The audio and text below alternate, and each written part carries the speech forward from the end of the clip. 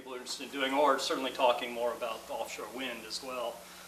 I have a lot more than I can fit into one presentation, but in any case, we want to give people a chance to get to know each other a little more and talk some later in the evening. But as I said, I want to start with a reading, and it's from a slim little volume called Solartopia. This came out 5 or 6 years ago, I think. It's written by a guy named Harvey Wasserman, who's currently from Ohio. He used to live in this area. He was actually one of the founders of the Clamshell Alliance, if you know that history with Seabrook. And he's a senior advisor to Greenpeace, and he's been very involved in, he's an independent journalist, basically. He's done a lot of work on elections and other, but his main issue is really, you know, sustainability, saving the planet, getting rid of the nuclear plants and so forth. But he wrote this book just to kind of provide a little vision of what things might look like several decades hence. If you're familiar with utopian novels, they often will set things a while after all the good stuff happened, or the bad stuff, as the case may be. And he actually sets this in the year 2030, which is quite amazing because that's almost exactly the year that I'm aiming for, and Seacoast Anti-Pollution League is aiming for, because that's when Seabrook should be retired, when their license runs out. But it's also a very portentous year, I guess, for renewable energy and this offshore wind plan in particular. And so what I'd like you to do, if you want to kind of make yourselves comfortable, relax, you can close your eyes if you want. Don't fall asleep, though. But hopefully this will kind of set the stage, set the picture a little bit. Hopefully I can read it here. This story is basically a tour of the renewable, sustainable future, and it's done mainly from a 30,000 feet up in an airplane. And you might wonder, well, airplanes aren't very sustainable, right? But what they've done in the story is that they've converted all the airplanes to run on hydrogen, and they actually call them H-liners or hairliners. And he's flying on one of these H-airliners from Europe to the US. And starts out this particular passage. Our flight from Hamburg has carried us across the Baltic. Cold northern sea is now dotted with gigantic platforms that frame the huge Danish turbines. These twirling monsters are whirly workhorses of Europe's pioneer solar-topian prosperity. The pace-setting Danes and the green giant Germans have ridden this flotilla of mega-wind machines to world dominance. They are rich, clean, strong, and safe. Looking down now on the Baltic, we see huge, expansive floating platforms topped by tubular frames, hundreds of feet high. They each houses 4, 6, or 8 massive propeller arrays. These big blades spin internal generators that produce the electricity that lights or fuels a continent, and they send that hydrogen that moves Europe's vehicles.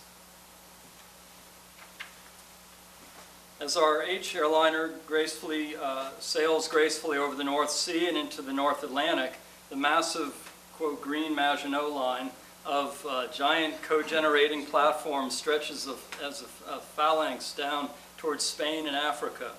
Some float with a dozen muscular turbines mounted on each. They spin powerfully in the stiff breezes. Their huge wave, tidal wave, thermal biomass surface, and submerged co-generators ship massive quantities of electricity and hydrogen back to the mainland.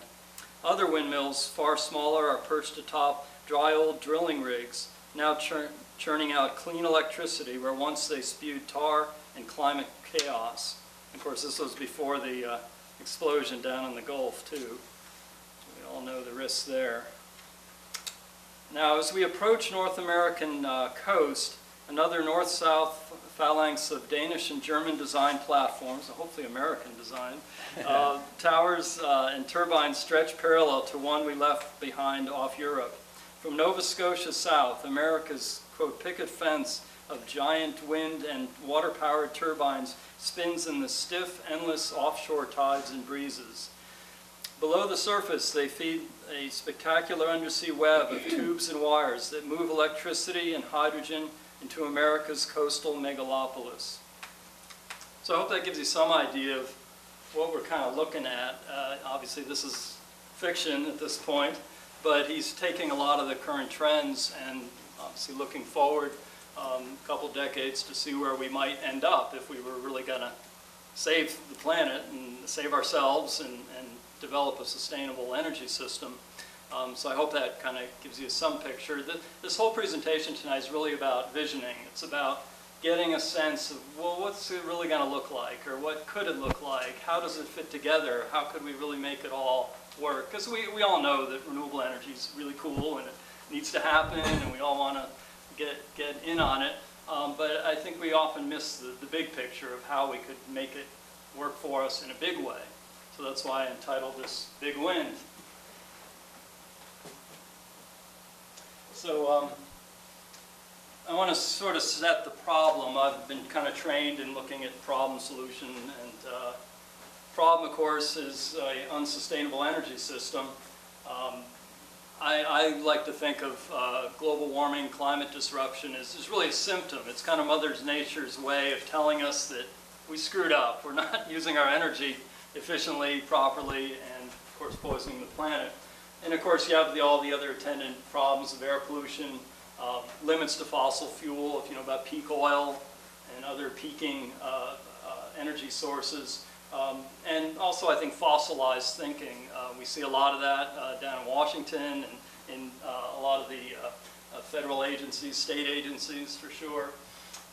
And of course old inefficient power plants. This, by the way, if you don't know, is the Buoy power plant, Merrimack Station, just south of Concord. This is the workhorse, if you will, of the Public Service of New Hampshire, PSNH. I'm sure a lot of you get your electrons from them. And it burns coal. It's about 50 years old. It's one of the most polluting plants in the region. They're spending $500 million to bring it up to modern standards for sulfur dioxide and mercury, even though it ain't worth that much. But they can sock it to us for the price. Anyway, that's one of the problems for sure in our neighborhood. This is our local plant, the Schiller plant. You may not often see it from this angle. This is actually from Elliott. Some of you are from Maine. You may see it from the shoreline. And this plant's even older. It's, I think this year is going to be turning 60 years old. I mean, the foundation of this plant was built during the Truman administration, if you can believe it. And it is the dirtiest, least efficient plant in New England, from what I recall. And, you know, it's right in our backyard, so this is our dinosaur to deal with. And the second problem I want to focus on well, it's still part of the first problem, climate. I just think this is a great map. Clean Air, Cool Planet also has an office here in Portsmouth. Put this together a few years ago looking at what Hampton and Seabrook Harbor would look like with a 1 meter, 3 foot sea level rise. And as you may know, at this point, scientists are now saying that's a fairly conservative estimate of, you know, worst case scenario. It could go, and that's over 100 years, you know, not tomorrow or anything, but over 100 years we could see that much. Now they're saying it could be as much as 5 to 6 feet, so you could pretty much double what's here. And we see, you know, a huge inundation of all the salt marshes basically disappear. Hampton Beach disappears. If any of you have property in Hampton Beach, sorry. I mean, you know, it won't happen again during our lifetimes, but our grandkids may not appreciate it. And for me, certainly most importantly, Seabrook Nuclear Power Plant is right about there. And as you can see, it's got blue around it. That means it's going to be underwater, or at least surrounded by water. Certainly not a good thing. I could go on a lot about that, but I want to keep on track here. Actually, the next issue is Seabrook. Nuclear power, although some people like to say, well, it's carbon-free, pollution-free, it's really great, you know, we should do more of it. We're seeing, you know, the downside of that. As you might know, this Sunday, I believe, is the 1-year anniversary of Fukushima, and it's an ongoing crisis. You know, they've called it cold shutdown, but it's certainly not cold. It's still spewing out radiation. They still have no idea how to clean it up, and people are still being irradiated. And as it's been mentioned, Seabrook is up for relicensing. We have this problem of aging infrastructure. I won't go into any detail there, but the concrete in the foundation is crumbling. You have routine emissions of radiation that nobody talks about much. tritium leaking out into the groundwater, into the ocean. Waste, of course, piling up. All the waste that's ever generated at any of the 100 plants in the country is still being stored on site, is expected to continue to be stored on site. There's no solution for that. They're actually storing it right back here. There's kind of a parking lot over there. It's next to the visitor center. If you ever go to, you can check out the waste dump. You know, it'll be there for decades beyond, however long the plant is there. And of course, we have the issue of climate impacts to the plant, sea level rising, as I mentioned, obviously going to affect the water table, affect the impacts on the subsurface structures and so forth. And lastly, of course, potential for catastrophe. We all hope, of course, that it won't end up like Fukushima, but you know, the odds are looking greater, especially as it ages. You know, the first plant, reactor number 1 at Fukushima, was 40 years old. And there aren't many plants actually on the whole planet that are much more than 40 years old. We have no experience with a 50-year-old nuclear plant, let alone 60 years old. And these guys, again, fossilized thinking, they actually talk about running plants for 70 or 80 or even 100 years. I mean, the sky's the limit. You know? It's quite amazing. And they've got no experience, literally. Nobody's ever run one. I think the oldest one in the world ran for 47 years. So it's really uncharted territory. And I want to mention is militarization, the militarization of our economy. It's obviously a huge issue, fairly complicated, but I think, you know, even now it's sinking in down in Washington that we cannot afford to keep sinking hundreds and hundreds of billions of dollars into this aging infrastructure of war-making weaponry and so forth. And of course, this is Portsmouth Naval Shipyard, Kittery over on the left, and Newcastle Island over here, and of course the open ocean out beyond. And you know, it's been there for 200 and a few years, and it's a big part of our local economy, of course. But you know, while we're rethinking our military strategy and our general outlook on the world, we need to be rethinking our local military facilities, and that's one of the issues, or one of the things we want to be getting into tonight, is how this could play a role in an eventual sustainable energy system. So I want to talk a little bit about some of the foundations, if you will, of the research that's going on, analysis of where we stand now and where we're likely to be going. And this is one of the best documents I've come across from the state of Maine. It's called the Report of the Ocean Energy Task Force, set up by Governor Baldacci. I think it probably started under Angus King. See, he's in the news now these days. You may know he's a big advocate for wind and other renewables. But in any case, they put together this terrific plan looking at the potential for offshore ocean power, not just wind power, but tidal and wave power, but more so wind power. They set out a goal that, you know, they see as achievable of 500 to 1,000 megawatts of wind power offshore by 2020 and 5,000 megawatts by 2030. Considering there's 0 now, it probably seems pretty audacious. But again, we're looking, you know, 1-2 decades down the road, and they have it worked out in stages of how we'd ramp up to that. And they say it's quite feasible. And the University of Maine has a multi-million-dollar grant to research this. They're developing the technologies to make this happen. They're already talking with some of the industries that would help build it. And it's looking pretty good. I mean, it's quite amazing how far things have come just in the last few years. And you can find that online. And I have a handout that has that information as well. I probably can't read it there, but it's quite amazing. This 5,000 megawatts is actually enough to run the whole state and more. It would allow them to, you know, basically shut down all existing power plants or, you know, fossil fuel plants, and also convert their transportation system over to electrical. Not that that's necessarily the way to go, but they could do that. They'd have enough power to do that. They could also heat all their homes and businesses with electrical power. Again, not that that necessarily is the best way to go, but they'd have the ability to do that. And even with that, they'd still have about 1,000 megawatts left over to sell to maybe New Hampshire. You know, since we're always behind, we'll probably need the power, and it'd be nice to buy it from them rather than the new plant, for example. So it's quite an amazing document, amazing plan, and it looks like it could be done. And it's just, I just was thrilled when this came out to find that they're looking, you know, they're thinking that big, and it's obviously going to take a lot of work to get there. Yeah. How large is Seacoast?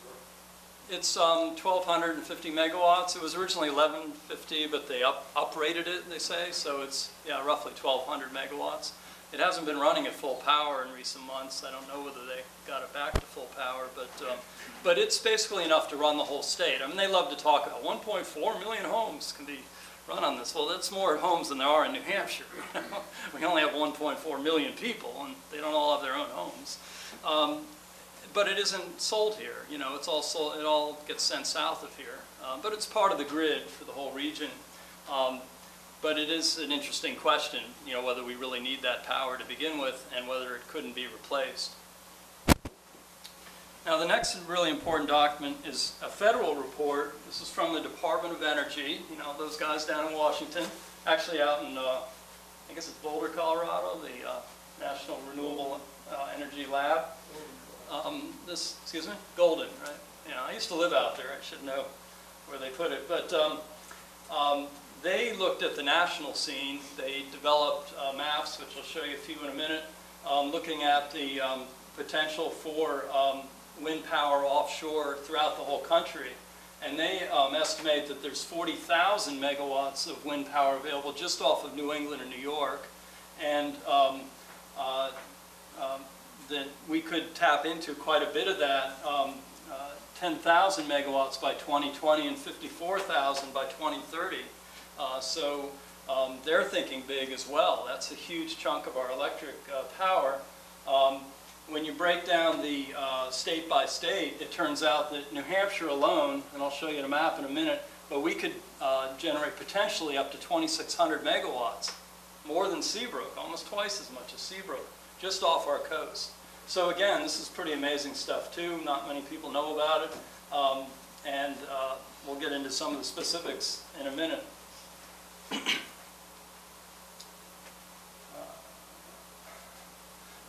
This, can't see the colors too well, but this is looking at the offshore resources and onshore, and it's color-coded. You probably can't see it too well, but the dark reddish purplish areas, those are the what they call outstanding potential for wind power. This blue area here off of the Oregon, California coast is actually above that. It's superb, is the term they use. And of course, you see on the East Coast, we also have outstanding resources all the way from Florida right up to Maine. And what I think is quite interesting about this is the upper Midwest, although very good, is not outstanding or superb. There's actually one little spot in Wyoming here that's superb. But most of it is actually less windy, less intensive winds than we have off either coast. And so, you know, we talk about the upper Midwest being the Mideast of the U.S., which is a great little line, but there's actually more potential offshore. Obviously, it's a little easier to build any structure on land than offshore, but again, the potential is much greater offshore. We're certainly, you know, developing this and are going to continue. You may know Texas has the most wind development, I believe, in the whole country now, and that will happen. But we're certainly missing out on a huge resource if we ignore the coastlines. And of course, you probably know, if you study geography at all, most of the people live on the coast too. So it ain't much good if you got power out in the middle of Iowa and Nebraska somewhere and there just aren't people to use it, or they've got to run these power lines halfway across the country. We know a little bit about issues with power lines, of course, in New Hampshire, and people elsewhere don't like them either, you know. But, you know, certainly there will be more wind farms out there to go with the other farming that we know about. This is actually in the coast of Maine. We're right down here. There's Great Bay, and we're right there, Portsmouth.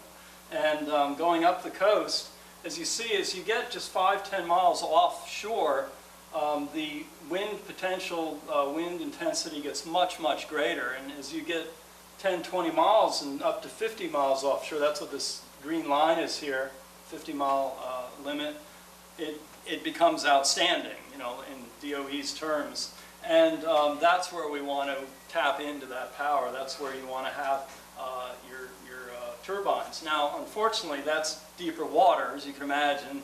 In some cases here, saying 120 meters, goes out to much deeper.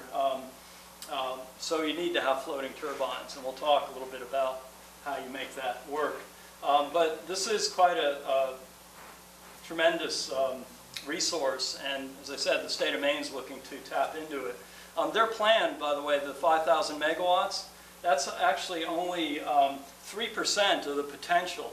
So if you think of all this stretch here, it's only a very small smidgen of that land. It works out to, I think, 300 square miles of ocean surface land where they'd have to set up these wind farms, but it's still a very small, it isn't like you're going to have wind turbines from one end to the other. Now they could do that if the Department of Energy determined if they did, they could generate 150,000 megawatts, which is just amazing. That's where I first heard about the story, about this report, is they put out a news story and they said, yeah, we could potentially do 150,000 megawatts. That's enough to close 100 nuclear plants. And I happen to know there's only 100 nuclear plants in the whole country. So that got me pretty excited. That got my attention, you know. They're not going to do that. Obviously, it's not practical or, you know, a good idea to do wall-to-wall turbines. But it's amazing that there's that much potential out there. Now, let's go over to New Hampshire here. Oh, excuse me, this is just a chart showing the numbers. If you don't believe me, you can add up these numbers here, and it does indeed add up to 150,000 and some megawatts.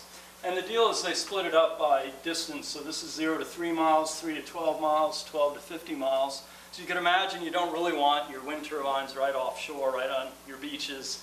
As we know from Cape Cod, you might have heard a little bit about that. Some people think they're eyesores. I don't know why, but you know, that's their taste or lack thereof. But as you get further out, there's much more space, of course, and much less opposition. And that's how they break it up into the depth of the water as well as the distance from shore. So let's go to New Hampshire. Now the funny thing about New Hampshire is that the way our coastline, you know, it's only about 12 miles from Seabrook up to Portsmouth. And the funny thing is the lines of our state border are not parallel as they leave the shore. So you know what happens when you don't have parallel lines? They run into each other. And sure enough, our coastal property, if you will, our ocean property, runs out about 25 miles out. So we can't go 50 miles out. I mean, it's just a quirk of, you know, the historical record, I guess, how they determine the boundary lines. So we do have a very small pie slice here, and you might think, oh, geez, what could you do with that? Hell, it's only 25 miles by 12 miles. But it turns out, even on this small little pie slice of ocean, as I said, there's enough power to basically replace Seabrook, to do potentially, if you did it all in turbines, 2,600 megawatts. And that's not even including the land close to shore. Again, this green line here is the 3-mile limit. If you're wondering about this bump here, that's because of Isle of Shoals. It's right out here. And 3 miles from Isle of Shoals, too. But even with that, we've got this tremendous resource. So you could put, you know, maybe we don't do the full, you know, 2,600 megawatts, but if we did 500 megawatts, that would be a nice chunk. That would replace the Buoy coal plant. So we do have quite a bit right here in our backyard. And of course, if you keep going south into Massachusetts, it's much, much greater. And as we said, throughout New England, you've got many, many more coastal areas to use. And this is the chart for New Hampshire. As I said, if you add up these numbers, you get that 2,600 figure, and actually more if you include the inshore land. But it gives you a good idea of what's out there. And you know, basically the work's all been done in terms of the wind speeds and the depth of the water, and what's out there, so that's helpful. So getting off our shores for a minute, just looking over to Europe, as you know, probably, if you've been following the news, they're way ahead of us. They're actually about a decade ahead of us, really, on offshore wind development. This one, I believe, is in Denmark. They're one of the leaders, of course. They have already 2,000 megawatts installed. I think it may even be up to 3,000 this year. This data might be a year or two old. That's how quickly it's developing, that every year it almost doubles. And they want to do 40,000 megawatts by 2020 and 150,000 megawatts. They basically want to power all of Europe. You may know Germany, just recently decided to close all their nuclear plants, and they're already at almost 20% renewables, and they are pretty confident, I think, that they're going to be able to replace the nuclear plants and then some, again, by 2030. So there's a lot going on over there, and certainly we can learn from that if we keep our eyes open. Now, we do have one wind turbine off our coast. This is Isle of Shoals, Appledore Island. Some of you may have been out there, seen it. It's not very big. It's actually only 7.5 kilowatts. But, it's there. It's a start. It's kind of neat. I got out there to visit it a year or two ago. And it's on a pivot, so they can actually pull it down during a hurricane or something, which is handy. And it powers about a third of the island. You may know they have the Shoals Marine Lab out there. And they actually have a research project where they're collecting data on wind, on air pollution, called AirMap. And they need to have power, 24/7 to run all the machinery. And so they've got these huge batteries, and they're able to, obviously all winter they can generate electricity. They also have solar panels as well. But this is our local example, obviously just a very small cousin of the ones we're talking about. This is what we're talking about. These are the big guys. Okay, these are 5 megawatt each plants. These are offshore in Germany. They're 300 feet tall. The rotor blades are 400 to 500 feet in diameter. I mean, these things are huge. And of course, you can only really put something that big out there where you've got a lot of space. You can see a little boat down here just for scale. I'll give you an idea of how big these things are. I want to mention too that China is also moving ahead. As you may know, they've been building wind turbines as well as photovoltaic cells, like they're going out of style. I was thinking if we wanted to get into a healthy competition, we might want to start talking about a turbine gap. Some of you might remember back in the 60s we had a missile gap, and that was supposedly why the Cold War got so hot then, and everybody was freaking out about they had more missiles than we do. But if we could just say, we ought to compete for the number of turbines, maybe that would be a little more sensible. Together with offshore wind like this, photovoltaics, solar hot water, as we do in SEAREI, wood power, of course, offshore wind does promise to usher in a sustainable energy future for our region and throughout the world, because there's many ocean resources in fresh water as well. The Great Lakes, for example, could be used. I want to just give you a little other idea of scale. This is a helicopter, okay? That's how they get onto these things. That's how big they are. They can just drop people down. I believe that's a real photo. It's not a computer-generated picture, but you get the idea of how large these things are. And this is what it would look like. This is an artist's rendition. The deal here is these are floating turbines on these little tripod systems. And this is what a full-scale wind farm would look like, far offshore, where they're all floating as opposed to be on piers on the surface of the ocean. This is an actual wind farm. These aren't floating. These are on piers. But this is a small one. This one's about 80 turbines, I believe. It's 8 by 10. But it gives you an idea of the scale. That, assuming those are 2 megawatt turbines, that's enough right there to replace the Schiller plant, 160 megawatts of power, even if you account for that it doesn't run all the time, because the wind isn't there all the time. It gives you an idea of scale, and of course it's a whole lot cleaner, a lot quieter, a lot less environmental impact than your average coal plant.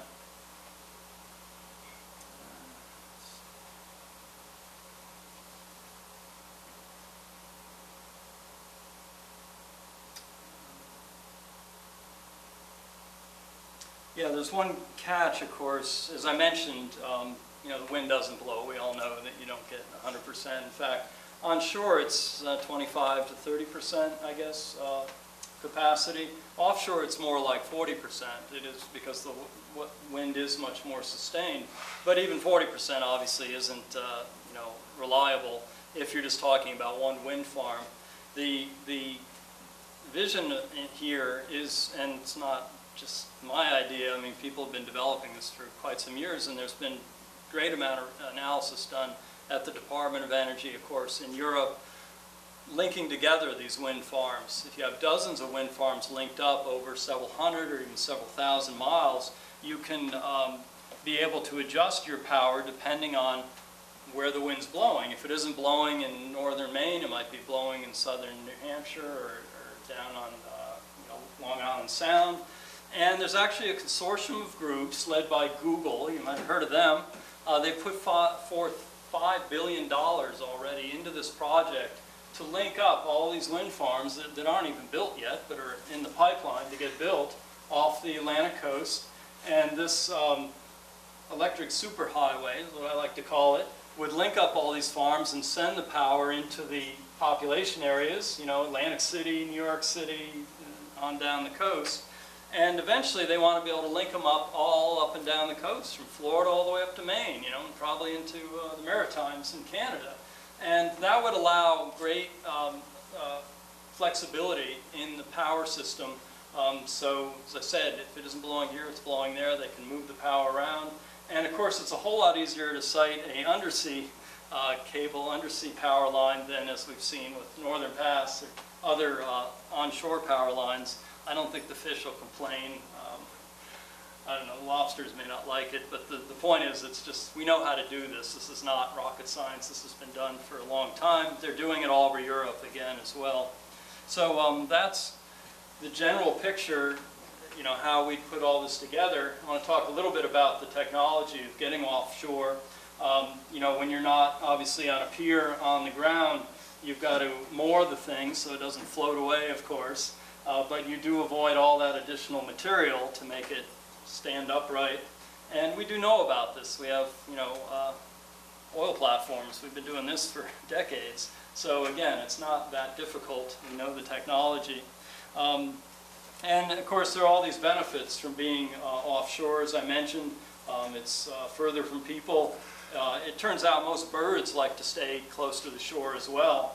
And they're finding that you have much less conflicts with wildlife. You get better winds offshore, and you don't have to have as much of a footprint on the sea bottom, which will be good for the fishermen. Now, this gives you a little idea of what it might look like. This is a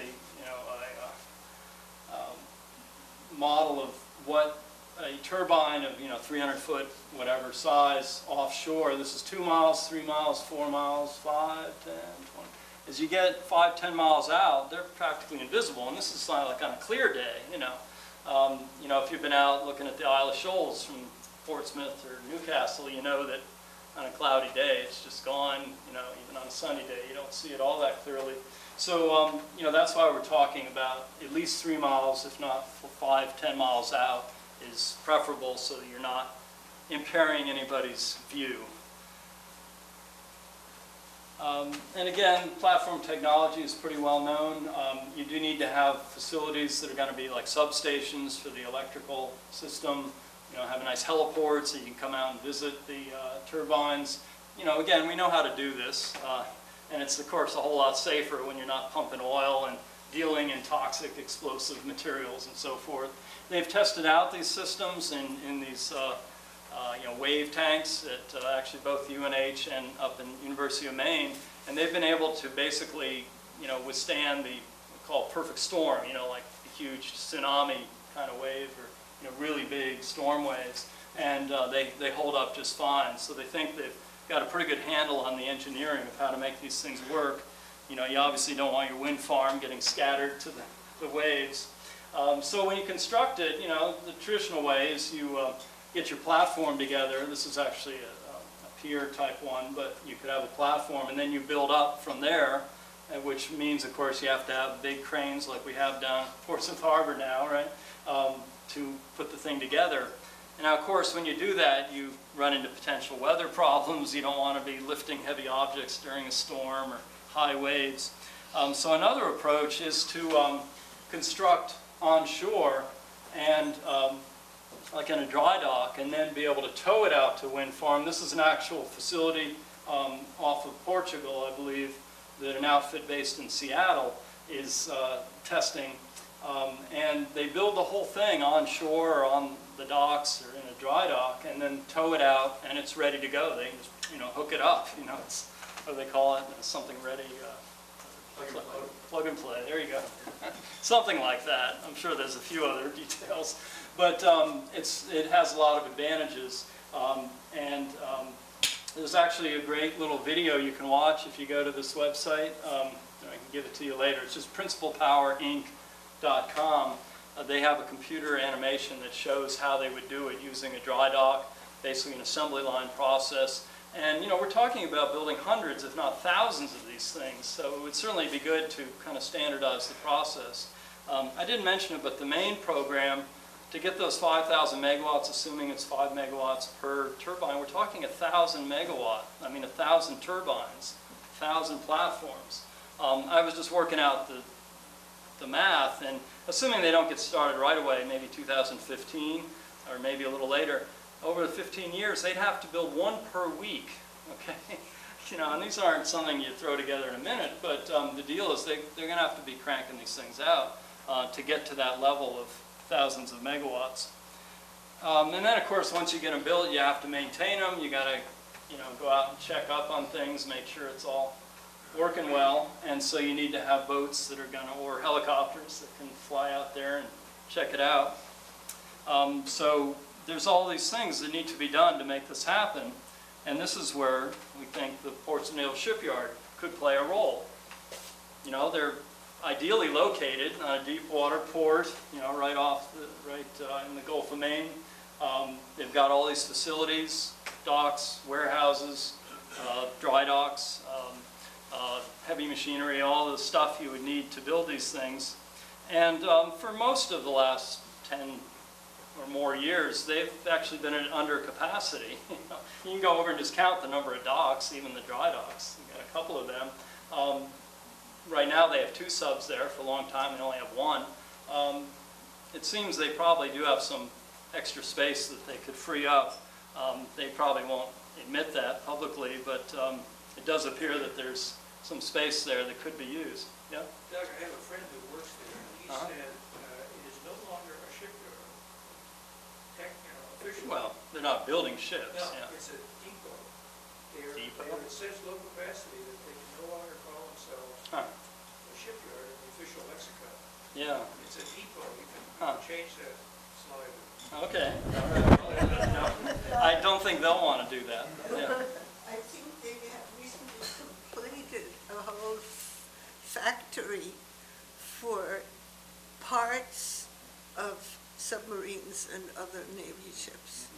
And I'm not even sure that's not a commercial undertaking right on the shipyard. Yeah, I'm going to get into that actually, about commercial undertakings, because that's what we're talking about here, most likely. Yeah, they have done some redevelopment there just within the Navy. Yeah, there are some new ones, and they're retooling old ones to be used. You know, and a lot of that is due to the politicians. You know, they want to have these projects. They want to obviously bring work to Maine. It obviously is good for the shipyard to show that they've got work to do and that there are projects that are being used. And there are other operations going on there that aren't even related to submarines. You know, they have a recruiting center for like at least all of New England, I think, if not the Northeast, that's based there, which doesn't make a whole lot of sense since it's on an island and not easy to get to. But, you know, they had extra space, I guess, to manage that.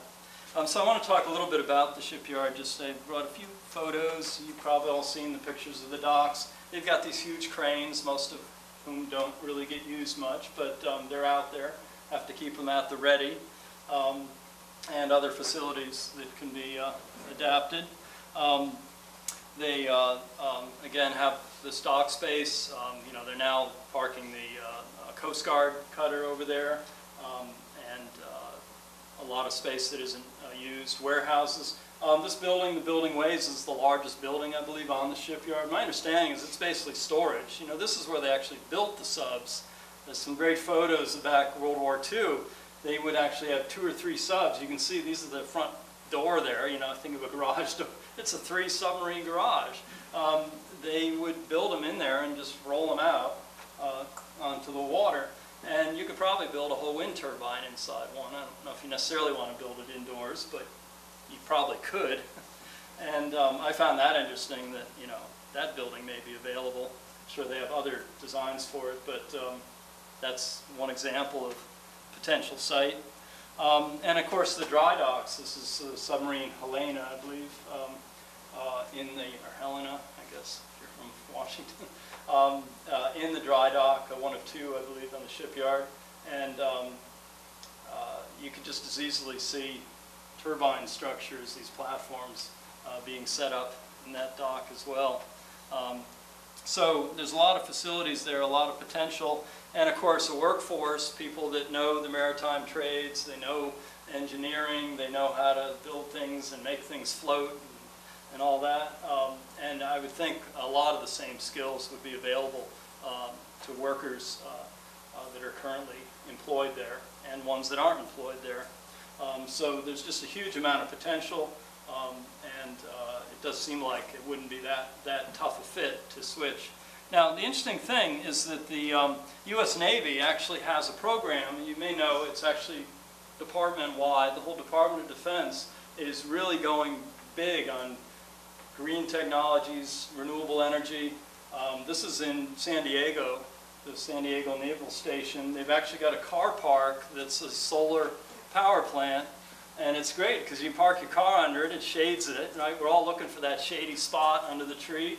Well, if you have an electric car, you can plug it in and recharge it right there while you're waiting for your ship to come in, you know. It's a pretty good setup. It's one of the biggest facilities out there, and there's some others that the Navy has done, Air Force, Marines. You may have known or heard about just recently, they announced that 5 bases in Central California, like Edwards Air Force Base and others, they could generate, I think it was 7,000 megawatts of power just putting solar panels out in the desert, basically, or, you know, out on the unused tarmac at these bases. So there's huge potential there, and the Navy is moving toward that. Department of Defense, amazingly enough, has a 25 by 25 commitment. That's more than certainly any other department in the federal government. We have that here in New Hampshire, but obviously it needs to go nationwide. And we could have a wind-powered shipyard, amazingly enough. I'll talk a little bit more about that in a minute. This, you may know, is the old prison, the castle. It's been sitting unused for about 35 years, I believe. It's an amazing piece of real estate. I'm sure it has the best view in the whole Seacoast up there, but ain't nobody using it. The U.S. Navy and all the Defense Department agencies have a program called Enhanced Use Leasing. It's basically a public-private partnership. You know, they love those alliterative titles that will allow facilities to be leased out to private agencies to do things. And they actually tried to do it with the prison. You might have heard 20 years ago, I don't know, 15 years ago, a developer here in Portsmouth was attempting to do it. And unfortunately, he passed away before it ever got to fruition. But since then, they actually tried again to do this. They couldn't get any takers that had a, a viable proposal. There's obviously limits. You don't necessarily want to build an office park on a highly secured island with, people watching you all the time. And it's also, by the way, just between 2 of the worst toxic waste sites on the island. But in any case, the point is there's a lot of land out there that's just not being used, and could be. And they are doing this in other facilities out at Pearl Harbor and Hawaii and California, and even right here in New England, down in Newport, and some of the other facilities. They are doing cogeneration facilities, R&D labs, all kinds of good stuff. And this is actually language from the text. They can look at, you know, repair, improvement of properties, construction, new facilities. This thing, you might be wondering if you didn't see this in the paper. This was formerly a top secret project that was privately developed, but for use of presumably for the U.S. Navy. It's, I wouldn't quite call it a hovercraft. I'm not sure technically what it's called, but it's a device that actually skims along the surface of the ocean with these things in the water, and it supposedly can go like, you know, 90 miles an hour or something. I mean, quite, you know, for not being like rocket powered, it's quite swift, and it's stealth. If you look at the construction, it might look a little bit like a stealth aircraft.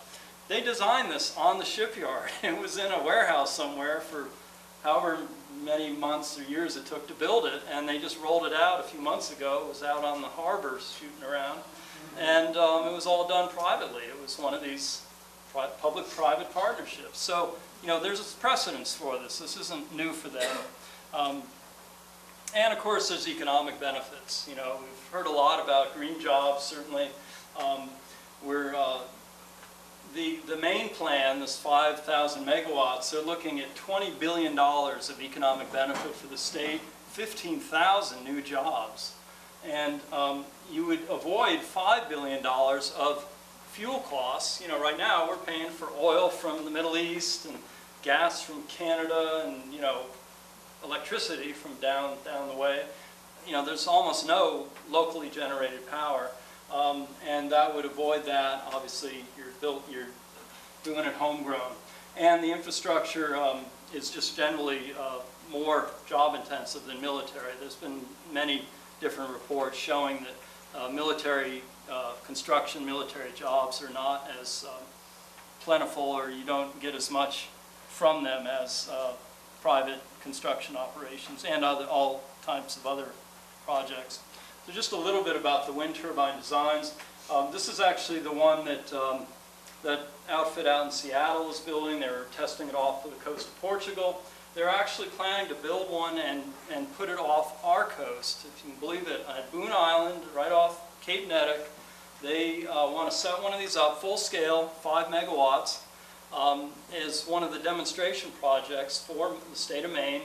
This consortium of groups with the University of Maine heading it up and the University of New Hampshire. And this one turbine, 5 megawatts, would provide power, it turns out, potentially, they haven't worked out the deal yet, and obviously got to get it built, for the shipyard. The shipyard is talking with them about routing the power over to their facility, and it would provide 1/3 of their needs on average. One turbine. Imagine if they built a dozen of them. You know, they could be selling power to other folks. Not that they're a for-profit operation, but, you know, they could buy a lot of torpedoes for that. This is one other type of very elegant kind of design. It's called a spar design. It's basically one spar. It's ballasted, so it just kind of bobs in the water, kind of like a buoy. Okay, and they're developing that. In fact, this shows one that's been built, full scale, being towed again out of the harbor, and that's a very nice design as well. This is kind of the long-term future. I just think it's really cool looking. And obviously just an artist rendition, but this thing would be like 10 or maybe 20 megawatts. Who knows how big? And it's like, you know, 800 feet across, and this thing is humongous. I mean, nobody's built one yet, but they've been designing stuff like this. So, you know, I guess the ocean's the limit, right? I just want to mention real quickly, because we're running out of time. Very out of time. Tidal power, we've heard a lot about it locally. We all know about the great tides, the great currents we have in the Piscataqua. It turns out that it's not that huge a potential in terms of total megawatts. The Maine report, Ocean Power Report, found about 25 megawatts, the most likely sites where they could install it, that they might do potentially a total of 250 megawatts. So when you compare that to 5,000 megawatts, obviously it's not going to compete in a big way with wind turbines.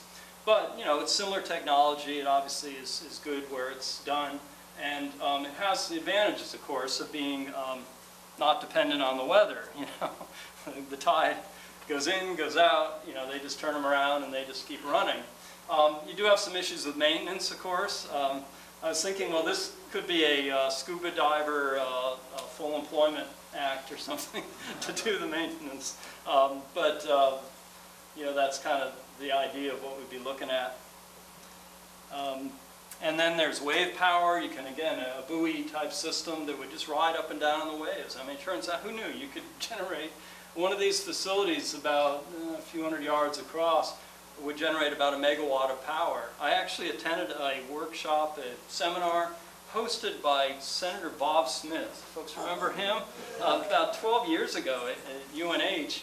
And they were talking about these things, and there's folks that are working on them. I don't know how far they've gotten with them, but you could see, you know, yeah, well, each one is 1 megawatt. You string 100 of them together, you've got a power plant, you know, equivalent to Schiller. And of course, the ocean's always sloshing around. It's sort of like tidal. There's always going to be waves. And this is a really interesting one. I don't know what if they call it the sea serpent, but it looks like one to me. You put little eyes on it, you know.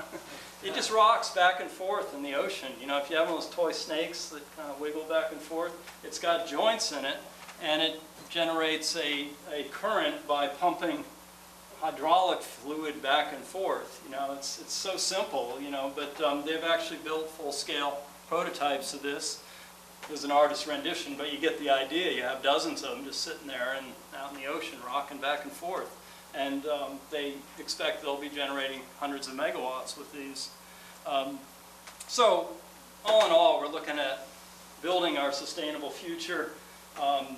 We're working to build a broader coalition of groups. I'll show in a minute the list of folks that are already engaged, SEAREI, of course, being one of them.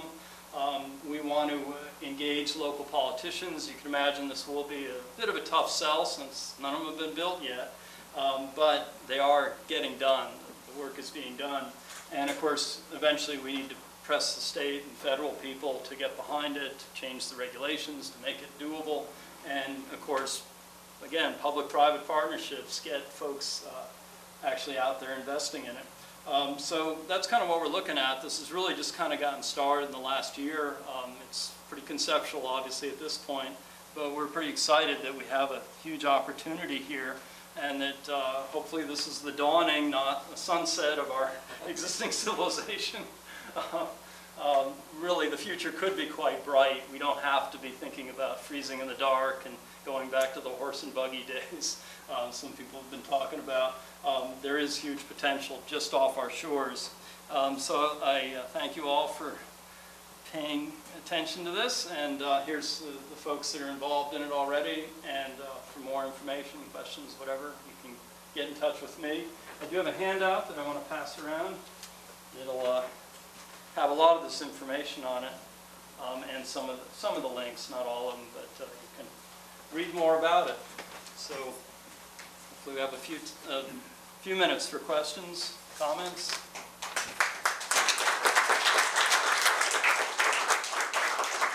Spend on these things. Well, you know, nobody really knows, right?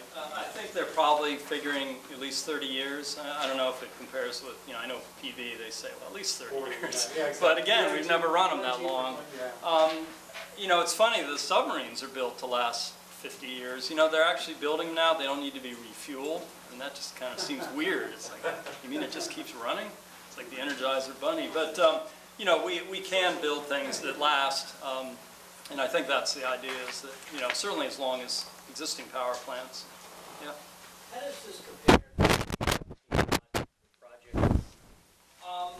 Turbine Bigger. size and capacity, obviously. Yeah. I'm trying to get some proportions. Yeah, I don't know the total numbers. I know that we're talking about Cape Wind down in the, what's it called? The Nantucket Sound off of the Cape.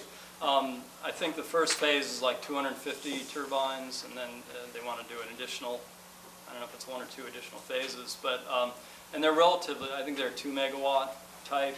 They're on piers, again, they're not floating ones. It's shallow water there, of course. But that's certainly the first step. Obviously, you're going to exploit the shore, the inshore, and it turns out Nantucket Sound is really windy. I mean, it comes out superb on that map. That's why this yachtsmen like it, I guess, right? But that's certainly, they took the brunt of all the negativity, all the, you know, naysayers. But, you know, it does seem to be going forward, and the thing is, once it gets done, then there'll be dozens more. In fact, there are literally dozens more in the pipeline. So they were the trendsetters, and hopefully it'll expand from there. Have they solved the problem of the corrosion of metal parts by the seawater? Well, I don't know. I guess you talk to a marine engineer about that. I mean, there's obviously they have techniques to hold it off. I suppose there's all kinds of new composite materials. You know, they build the actual turbines out of composites now. They're not steel. So I would think certainly as much as a submarine, or, you know, and of course the nice thing about these, once you don't just build them and leave them there, you could tow them into port and stick them in the dry dock and clean them off. I mean, they're obviously going to accumulate barnacles and, you know, gunk on the bottoms, so they probably could just like a ship. Yeah. Are all of these numbers and projections based on today's technology? Pretty much. Well, like I said, they're doing, I mean, you know, literally as we speak, they're doing research on the best technologies. I think most of these have been designed, you know, and built. It's just figuring out which one works best. The other issue, of course, is cost. Obviously, you want to go with the cheaper, you know, as long as they all work, you know, meet the need. But we're not talking about huge breakthroughs, no. The technology's come a long way, though, in the last 20 or 30 years. I'm just wondering if it might Yeah, I go mean, a the lot further. efficiencies, I don't know the electronics and all, but I'm sure they, you know, since the ones they built back in the 70s, they're much more efficient. Yeah, it's, I mean, partly the efficiencies have increased a little bit, but it's more about the being able to keep them going sustainably with minimal amounts of maintenance. I mean, there are certain laws of physics you just can't overcome. There's no log scale possibility growth on this. So you'll see minor improvements, but a lot of that will get down to just the fact of making them so that they can work longer in between service. You know, you'll rebuild one of these once every 7 to 10 years or something like that, just like an armature in a car. It's just a motor, and they have the ability to get in there and get out of there to do that work. It's really not tricky stuff. And, you know, a key thing about this with any, you know, wind farm is it's modular. You know, you can add, subtract, you know. It's not like, you know, the nuke plant, it's either running or it's not, you know, and it's either 1,200 megawatts or 0, or, you know, there's not a lot of room in between. Whereas with the wind farm, you can adjust, you can add more, you can take them out of service. You know, you're not going to have the whole thing be down at any one time. Yeah. Is the infrastructure to hook the whole system up, is it real restricted in terms of one state decides they're going to do this? Do they have to build the infrastructure? You mentioned Google and Denmark. I was just wondering, how did Denmark set up the infrastructure? Yeah, like I said, they're setting the pace on doing this, and you know, Europe, they obviously we'll see if it lasts, but the European But did Union, they just you know, lay all that wire figured and it out. then tow them out there and hook them up? Was that what they did? Or? Yeah. I mean, you know, this is new in the sense of being further out, and you know, obviously having other issues or just total distances. But yeah, they've, you know, literally laid the groundwork for doing it, and you know, I was excited particularly about this consortium, and they're involving European companies. It's not just Google, obviously. People that know the business, you know, so I get the sense that they've got some experience with it. They know what they're up to. Yeah. What about bringing all that power to shore? I mean, that's a lot of power there, and it's going to be high voltages and big currents. Yeah, you obviously need to have the substations and this, whatever, the transformers and everything. When we heard that the guy from Maine that started this whole thing, he didn't have a solution to that. They were just assuming they could come up with it, but he sort of waved his hands when somebody asked him about that. Do you remember that? I mean, I don't think it's all that different than when you do it on land and when you're getting power from the plants. I mean, obviously it's got to be waterproofed and everything. But, you know, the funny thing is about 10, 12 years ago, I think, when they first started tapping into the gas the pipelines in Nova Scotia, they were talking about doing an undersea gas pipeline, and it was going to surface right at Seabrook. Curiously enough, they were talking about building a gas plant there. And actually, they were calling it the Jacques Cousteau plan because it was underwater. That's obviously a little different than an electrical, but, you know, I'm pretty sure they've done this before. It's not something totally new. And, you know, I mean, I don't know the electronics, obviously, other people are figuring that out, but I don't get the sense that it's, you know, in some ways it's a lot easier. You're not going up and over mountains and around towns and, you know, all the other complicated parts. If you think about, I mean, I'm not an expert in this at all, but you think about, I mean, our grid is connected for, I mean, hundreds if not thousands of miles. And I remember hearing a story from, you know, about during the the blackouts that we had a couple of years ago, you know, how a leg of power in upstate New York was still held on by someone out in Ohio. I mean, that's a couple hundred miles away. So, Yeah. and I think a lot of these challenges are easily overcome. It's just a matter of people coming to consensus and being willing to invest in infrastructure. I'm pretty sure you actually get some efficiencies. You know, obviously it's a newer system. You're not dealing with, you know, whatever, 20, 30-year-old lines. And you may not know, you lose a lot of power as they go over those power lines. I believe it's like 40% over the length, you know, hundreds of miles, something like that. So I think you could make them a lot more, you know, better insulated or whatever, I don't know the technology, but I'm sure they can make it a lot more efficient. You know, that's what they're talking about, a smart grid, being able to get it better, get it right. We should close up the formal discussion. I'd be glad to talk more with folks about this in kind of a smaller group, and if folks want to talk about other technologies, the solar hot water, other things that SEAREI is doing.